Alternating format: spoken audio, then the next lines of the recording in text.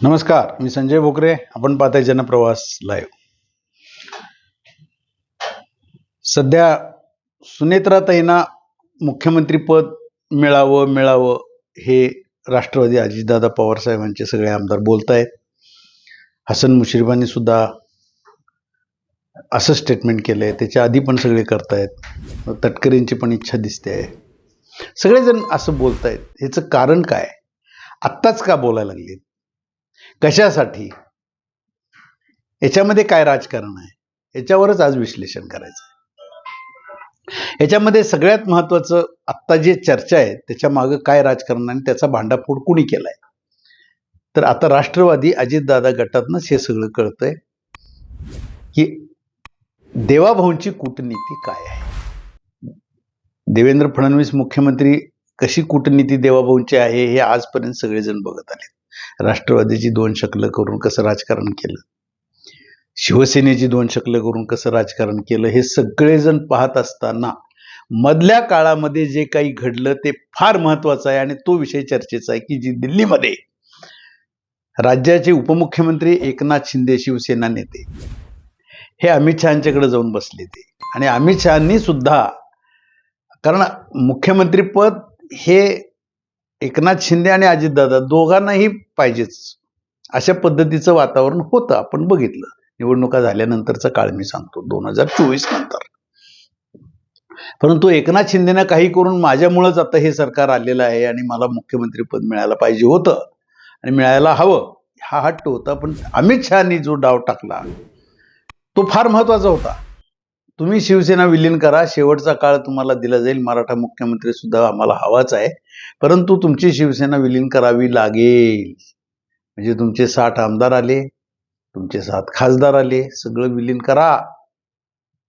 त्याला तयार आहे का? परंतु त्याच्यात माशी शिंकली म्हणजे काही आमदार तयार होईना.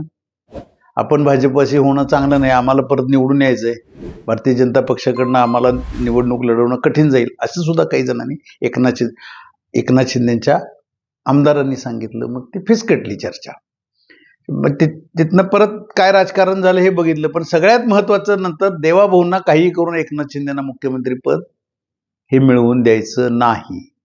मग त्यावेळेला जी कूटनीती जी झाली ते आत्ता बाहेर यायला लागले. सुनेत्राताईंना मुख्यमंत्री करा म्हणजे काय, अजितदादांना मुख्यमंत्री आपण करूया, हे देवाभाऊंचा डाव होता. शेवटच्या वर्षामध्ये मराठा मुख्यमंत्री पाहिजे, मग अजितदादांना करूया, एकनाथ शिंदे कशाला?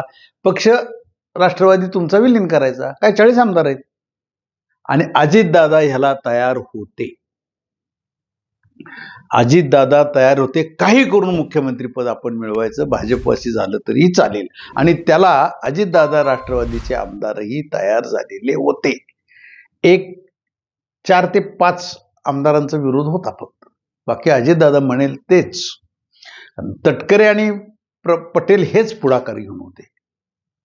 आता सगळं बाहेर यायला लागले. भांडाफोड मी म्हटले ना ते त्याच्यासाठी. अजितदादा हे मुख्यमंत्रीपद त्यांना मिळणारच होतं शेवटचं वर्ष, हे देवाभाऊंचा डाव होता. आणि केंद्रातले भारतीय जनता पक्षाचे नेते याला नक्की तयार झाले असते. कुणीकडनं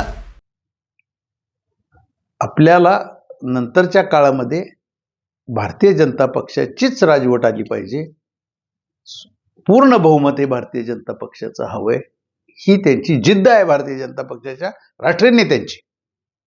अजितदादाच भाजपवासी झाल्यानंतर काय बहुमत येणारच असं त्यांचं गणित. आणि मग अजितदादा अचानक गेल्यामुळं ह्या चर्चा, या प्रमुख जे नेते आहेत अजितदादा राष्ट्रवादी, यांना नक्की माहिती आहेत, हसन मुश्रीफ साहेबांना सुद्धा माहिती आहे, प्रफुल्ल पटेल तटकरे तर पुढेच होते चर्चेला. मग आता तेच आपण पुढे चालवूया, राष्ट्रवादी पक्ष आम्ही विलीन करतो, सुनेत्रावहिनींना म्हणजे सुनेत्राताईंना मुख्यमंत्रीपद मिळायला पाहिजे, हा आत्ताचा डाव. आणि आत्ताचं हे भांडाफोड झालं म्हणतो ना मी, ते असं झालेलं आहे. हे आता राष्ट्रवादीचे कार्यकर्ते अजितदादा पक्षाचे हे बोलतायत ना, आता हे वरती काय ठरलेलं होतं काय नाही, आता एक एक बाहेर यायला लागलं ना.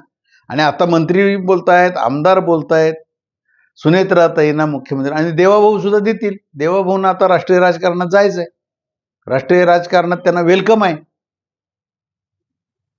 आणि शेवटच्या काळात, कारण मुख्यमंत्रीपद भरपूर भोगून झालंय ना आता, नंतर 4 वर्ष झाल्यानंतर शेवटचं वर्ष भाजपच जर का मोठं बहुमतात येणार असेल आणि मराठा मुख्यमंत्री जर का मिळत असेल, आता महिला मुख्यमंत्री होईल आणि ते पण श्रेय मिळेल. भारतीय जनता पक्षानं महिलांच्या विषयी कसं प्रेम आहे ते आपण बघतोय आता अलीकडं भारतीय जनता पक्षाला. मग पहिला मुख्यमंत्री सुनेत्रा वहिनींना आपण करूया पक्ष, भारतीय जनता पक्षाचे मुख्यमंत्री झाले तर काय अडचण आहे, असं राजकारण आता सध्या चाललेलं आहे. म्हणून ह्याच्यावर विश्लेषण करणं महत्वाचं होतं, कारण ह्याचं मागं काय घडलंय हेच माहीत नाही आहे.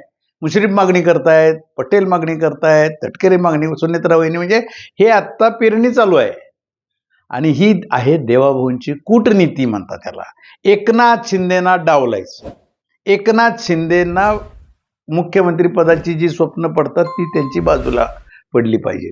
एकनाथ शिंदे काय करणार आहेत, त्यांचं काय बहुमत थोडंच येणार आहे शिवसेना म्हणून, आणि परत हे कोर्ट मॅटर काय होणार आहे हे आपण पाहणारच आहे.